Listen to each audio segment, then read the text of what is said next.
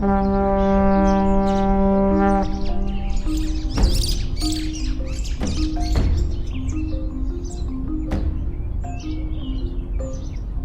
has emerged over the past years to be the home of rich cultural values, original arts,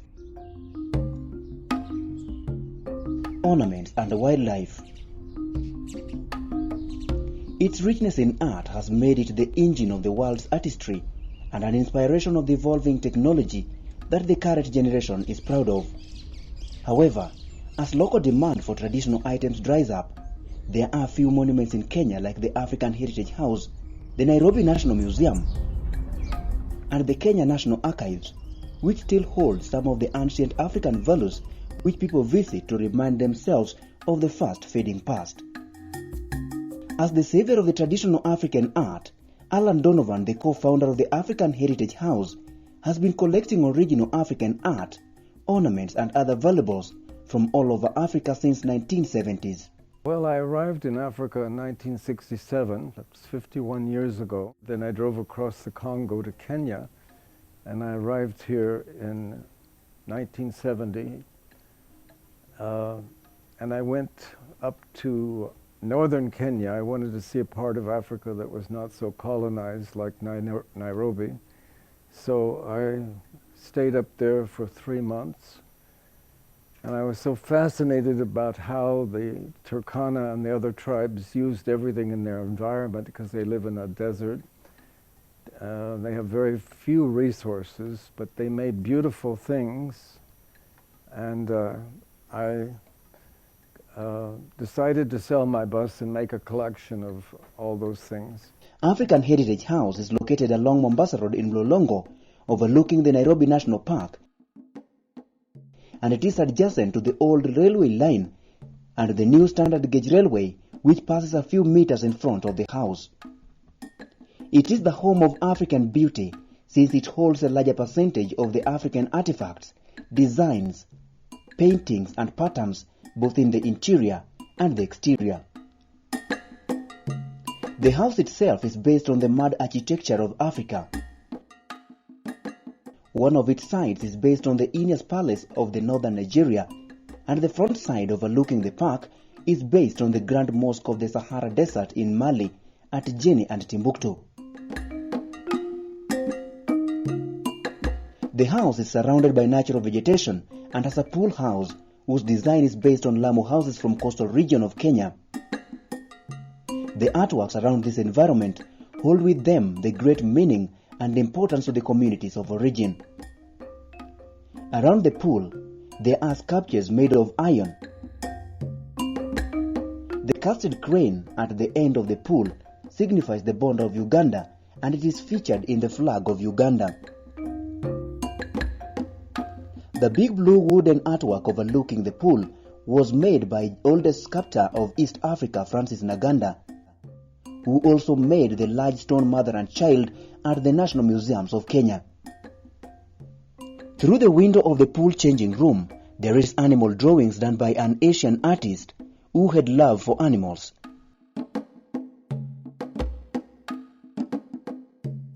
At the fish pond in front of the house, there is a sculpture called Negotiations with money changing hands from man to a woman for certain reasons.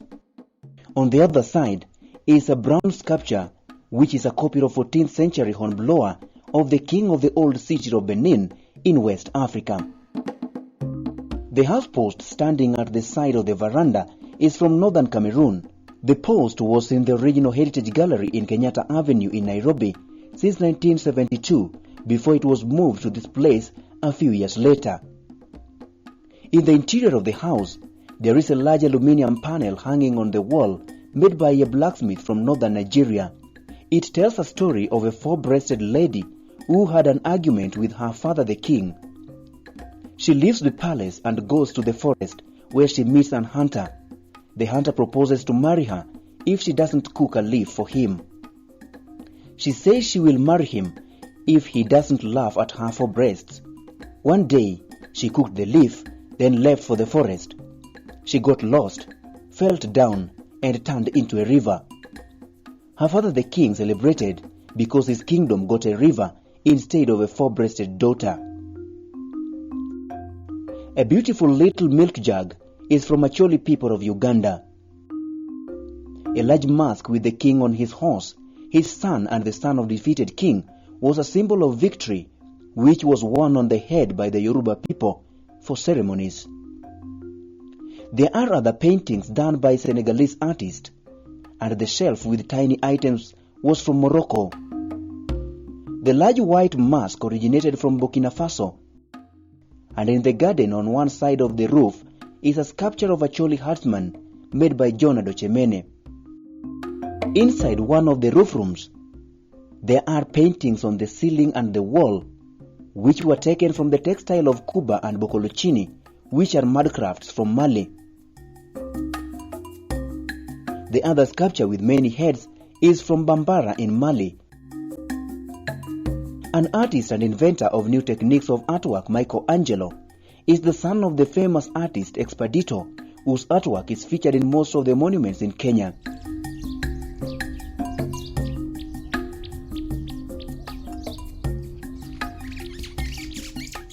He gives an account on the direction that artwork has taken in the current generation, especially in Africa. The kind of art that we do today, if Africans would have followed, or if there wasn't that break where colonialism came in and Africans lost focus, they now tended to follow what comes from the West. If you'd like to know how the African would have been today, you can be able to see it from the works we've done, because all of them are originals. That's why we'd come even here at African Heritage and look at all the artifacts that are here. Try to compare them with what is being done today. These are far much more better. Africans don't value art because it's something we live with every day, and it's nothing strange to us. So when white people come, they see value in what we do, but us Africans, we don't. That's why when I do a piece and price it, an African comes to buy it, they would say it's expensive. But they don't know that I've put in a lot of effort. And part of it's because they don't understand the value. In the past, Kenyan communities also had their own forms of art and ornaments, which they used to serve different purposes and had great significance in them. Anything in the human environment has its unique meaning. Art is in everything that we do or that is around us. It's all about our creativity. So how I would put it is that all the art that we have, even in terms of fashion, in terms of interiors, furniture, there is a lot that hasn't evolved. Kenyan art is not left out in the furnishing of the African Heritage House, and they are featured in both the interior and the exterior, including the poolside. The poles on the ceiling are Boridi poles from Lamu. In the living room, there is a comb sculpture on the coffee table, which was carved by artist Expedito. In the same room, there is a double couch which is originally a traditional baby cradle, which was used by the people of Lamu.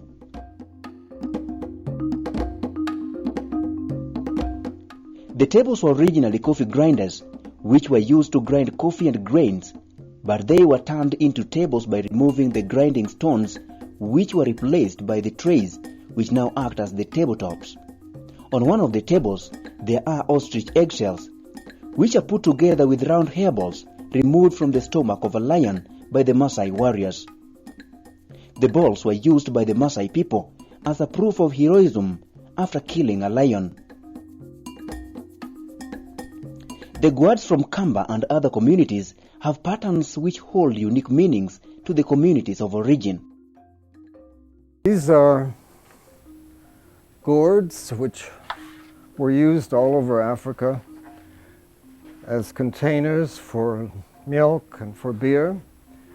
And this is from the Kamba, who were the most proficient gourd carvers in Kenya. This represents Mount Kilimanjaro. This is an old design from the 1800s from the Kamba. And these are the Kamba ancestral creatures around Mount Kilimanjaro, which they thought was their ancestral home. So there's a lot of versions of this particular design, which was, if you'll go to the museum, the oldest Kamba gourd was in about 1880. This is another one of the same idea. Mount Kilimanjaro, ancestral creatures around the mountain. And so you have gourds from the Maasai, from the Pokot, from Meru, from Mali, from Cameroon, all here. Now they've been taken over by plastic, so hardly anybody in Africa is making these anymore. Some of the Alan's first collections include wooden containers from northern Kenya. This was the first thing I collected from Kenya. It's for holding milk, and it's carved by women only, and they just use a broken spear to carve it. Can you imagine? And a spike to hollow it out, making it that thin and curving it, because it uses a gourd as a prototype, but it's wood. This is a phenomenal work of art, to think that it could be carved in that graceful and elegant. And this has been repaired, making staples out of a cooking pot, aluminum cooking pot. It's where the cracks were, and then filling it so it doesn't leak.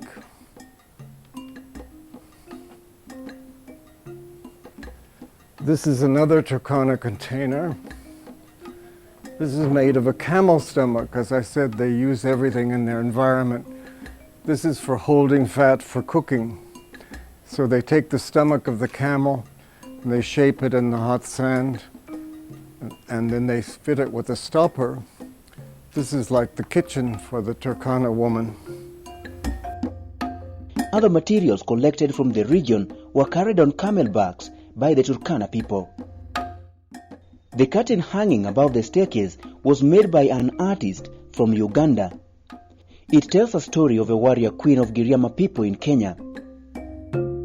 The beams on the ceiling are painted in typical style of Lamu houses, and the garden in the bathroom has a water tap made of marble and granite from local sources.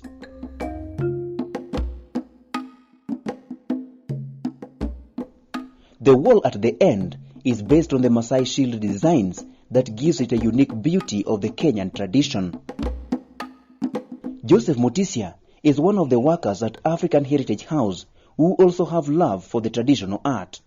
So for hiyo muda niko hapa, nimeona vitu mingi zenye nilikuwa naona zamani kwetu, lakini sasa hakuna. Lakini here we have them. Na nikiangalia naona sitaendelea na kupotea kama sitawekwa mahali sio zinaweza kuwa inaonekana. Kwa sasa ukienda huko manyumbani huko utasipata, lakini hapa siko kwa wana. Yaani huwa na enjoy sana kuona watu wakikuja kuona hizi vitu. Kwanza zile na watembeza na nasikia mzuri sana mtu akiona kitu anasema oh hii niliona kwetu, ama hii ni akisikia ni kwao anastuka, hii ni ya kwetu na mwanakana sioni. Alafu anasikia historia yake vile Alan anaeleza. So huwa anazieleza mzuri sana. Hizo vitu ziko hapo. Kenyan art has great impact on the society and way of life, a thing which needs to be restored. Ile kinaweza sema sana sisi wa Kenya tutafuta namna ya kupreserve hizi vitu, na kama zinaweza anza kurutishwa tena zisienee sana, ziendelee kurudi tena kama vile zilikuwa zamani, ingekuwa mzuri. Actually hata ukiangalia zile vitu za kisasa ni imitation ya hizi. Bakuli ya kukulia siku hizi naona iko na metallic. Zamani walikuwa wanatumia kivuyu, wengine walikuwa na kava miti wanaitumia kama bakuli. So anaona kutumia mti ni kitu, ni kama kitu kwa nyuma sana. Other samples of original artwork from Kenya includes the Luo traditional stool, which only elderly men were allowed to sit on. It was forbidden for women and children as a sign of respect for the elderly people. The shield hanging on the pole is also from Luo, made of cowhide. It was used during wars to stop weapons. Other shields from the Maasai were made of buffalo skin, which are much harder than the cow skins and can stop a spear. Traditional trays were used to carry grains, and on the roof ceiling there are large hanging fish traps which were used to catch fish and lobsters in the Indian Ocean.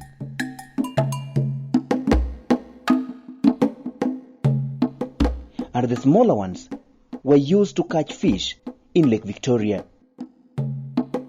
There is a large stringed harp called Bokongo from the Kisi people of Nyanza. The furniture on the veranda are made of papyrus tree by the Luya community from Western Kenya. This type of furniture still exists up to this moment.